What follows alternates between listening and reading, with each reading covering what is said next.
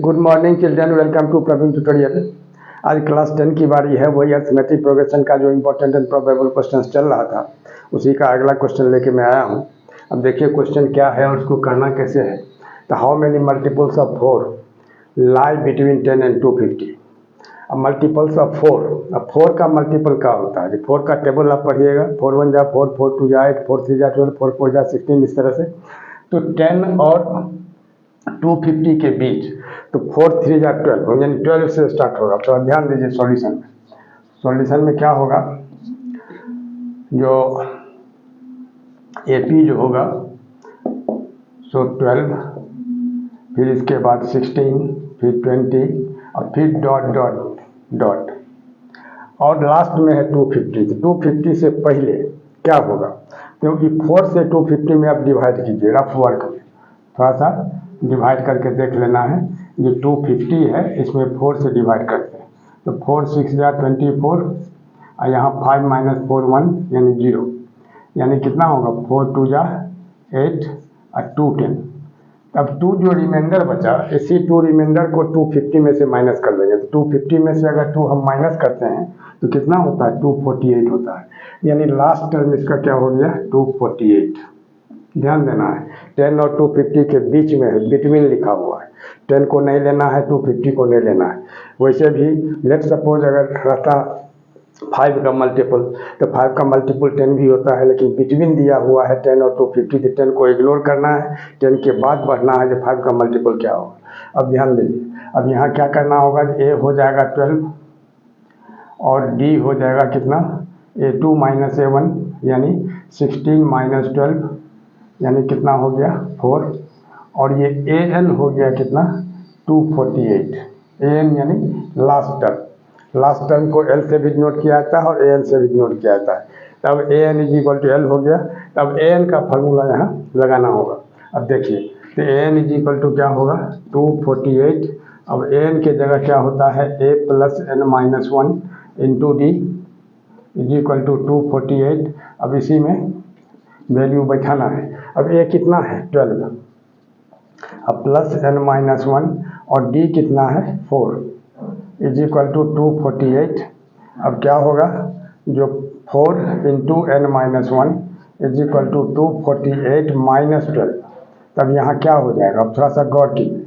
तो N - 1 = होगा 248 में 12 अगर माइनस करते हैं तो कितना होता है 236, और यह 4 जो है धरा के डिवाइड हो जाएगा, यानी इसको कैंसिल करते हैं। तो 4 5 जा 20 और 3 36, 3 6 36, 4 9 जा 36, यानी N = कितना हो गया 59 + 1 -1 इधर के +1, यानी कितना हो गया 60, और यही इसका आंसर हो जाएगा। यानी हाउ मेनी मल्टीपल्स, यानी लिखना होगा यही N 60 आंसर छोड़ दीजिए, अब ज़्यादा लिखने की जरूरत नहीं। अगला क्वेश्चन देखिए, जो for what value of N are the nth terms of 2 APs 63 65 67 dot dot and 3 10 17 dot dot equal. मतलब कौन सा टर्म है, मतलब for what value of N के किस वैल्यू के लिए इस दोनों का nth टर्म इक्वल होगा। तब देखिए सॉल्यूशन में क्या करना है। सबसे पहले फॉर द फर्स्ट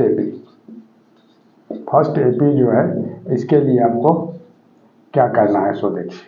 तो A हो जाएगा 63, D हो जाएगा 65 - 63 यानी 2, और N के जगह N ही रखना है।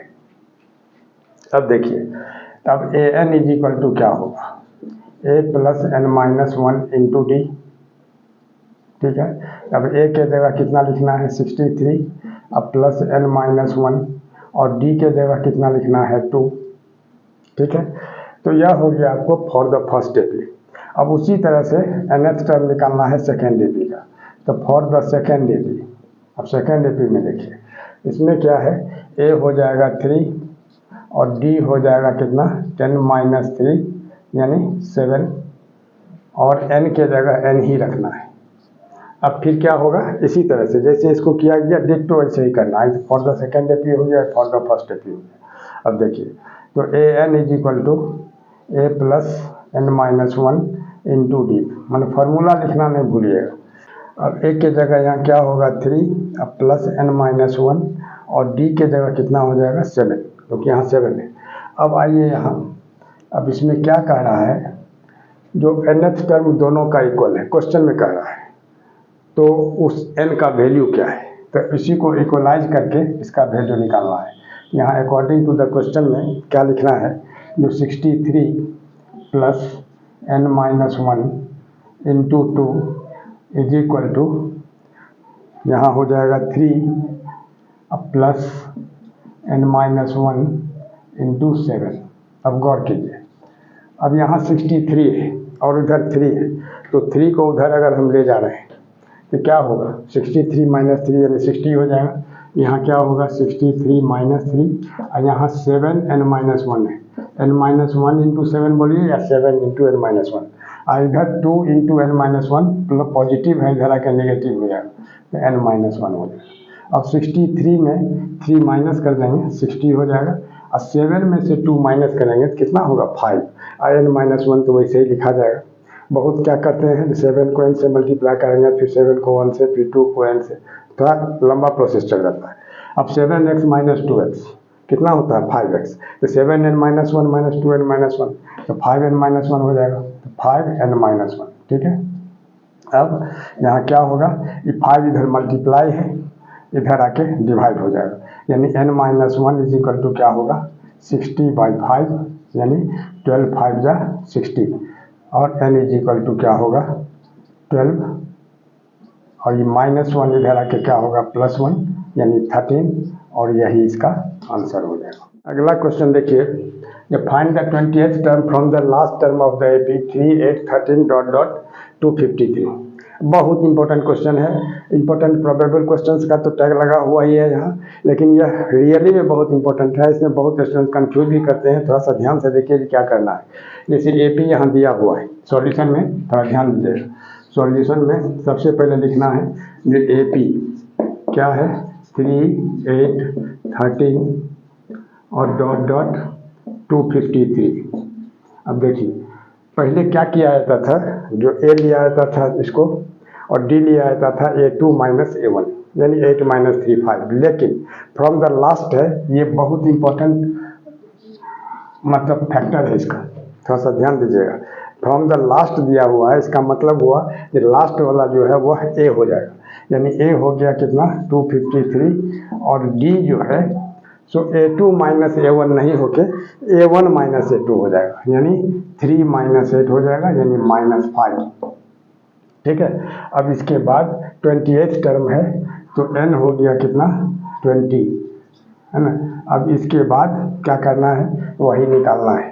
तब an इज इक्वल टू क्या होता है a plus n-1 into d।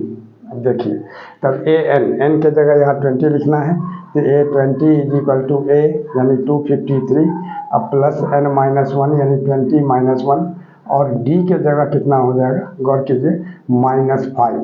अब देखिए तो यहाँ हो गया 253, अब प्लस, अब यहाँ 20 - 1 कितना होगा 19, और 19 को 5 से मल्टीप्लाई करेंगे तो क्या होगा 19 5 जा 95, यानी -95 हो जाएगा, क्योंकि यहाँ माइनस लगा हुआ है। अब क्या करना है, तो 253 अब प्लस और माइनस को जब मल्टीप्लाई करेंगे तो माइनस हो जाएगा, यानी 253 में 95 माइनस करना है, 13 - 5 कितना हो जाएगा 8, अब 14 - 9 5, यहाँ 1 बच गया, यही 158 इसका आंसर हो जाएगा। और इसी तरह का इम्पोर्टेंट क्वेश्चन का सीरीज हमारे बीच चलता रहे। इसके लिए यदि आप पहली बार आए हैं तो चैनल को सब्सक्राइब करें, यदि पहले से हैं तो बहुत खुशी की बात है। लाइक और शेयर तो बनता ही है, ज़रूरत पड़ने पर आप कमेंट बॉक्स में कमेंट भी कर सकते हैं। तब तक आप लोग खुश रहिए, स्वस्थ रहिए, सुरक्षित रहिए। धन्यवाद।